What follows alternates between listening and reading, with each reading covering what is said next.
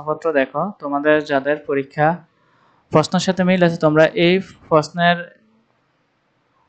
প্রশ্নগুলো পড়ে গেলে তোমরা অবশ্যই তোমাদের পরীক্ষার মধ্যে ভালো কিছু লিখতে পারবা।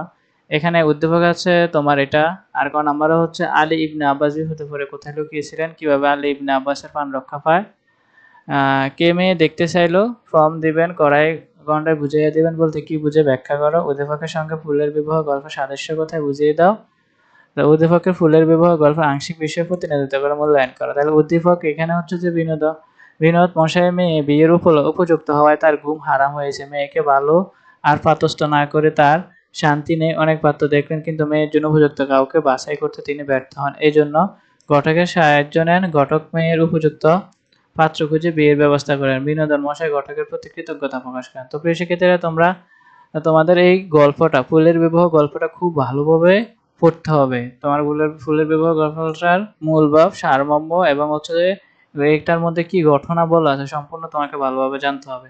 তারপর উদ্দীপকের সাথে তোমার এই ফুলের বিবাহের গল্পের সাদৃশ্য কোথায় তুমি তুলে ধরতে হবে, যে এই দিক দিয়ে সাদৃশ্য থাকলে তুমি ও পাঠ্য বইয়ের আলোকে তোমার লেখা শুরু করবে। উদ্দীপক থেকে খুব কম আকারে লিখবে এবং সৃজনশীল তুমি পয়েন্ট আকারে লিখবে। যেহেতু এখানে 3 মার্ক, তুমি অবশ্যই ঘ নাম্বারে 3 পয়েন্টে তুমি 1.5 পৃষ্ঠা লেখো, তোমাকে নাম্বার 3-এ 3 দিবে এবং 4 মার্ক তুমি 4টা পয়েন্ট দেওয়া লাগবে, ঠিক আছে?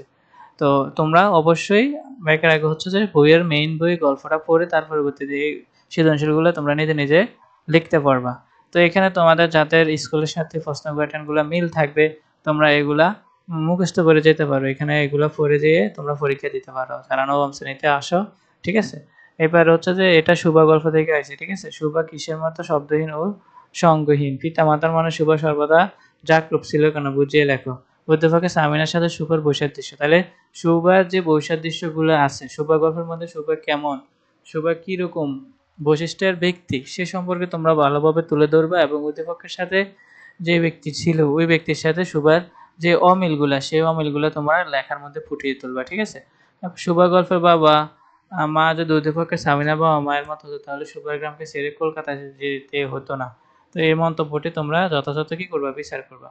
4 নাম্বার হচ্ছে তোমার অবাগী স্বর্গ, খুব সুন্দর একটা গল্প, অবাগী স্বর্গটা ভালো করে পড়বা। তো এখান থেকে তোমরা উদ্দীপকের সাথে মিল অমিল করে দিবা। কাঙ্গালের মা কোন বংশের মেয়ে, তারপর মুখুজ্জ বিস্মিত বরক্ত হয়েছিল কেন। তার পরবর্তীতে আমাদের পরবর্তী প্রশ্নটা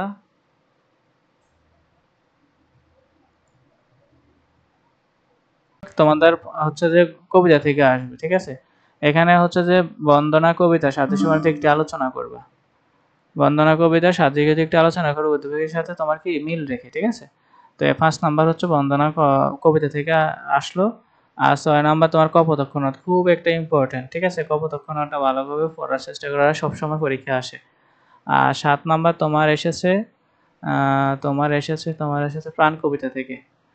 আর 8 নাম্বার এসেছে তোমার ঝর্ণার গান কবিতা থেকে, ঠিক আছে? তো এইগুলো ভালোভাবে তোমরা পড়ে নেবে। এই গল্পে এই প্রশ্নের মানে প্রশ্নপত্রের প্রশ্নগুলা, ঠিক আছে? গ বিভাগ হচ্ছে যে তোমার সফরদুরুল্লাহ মানসিক পরিবর্তন প্রধান কারণ ব্যাখ্যা করো।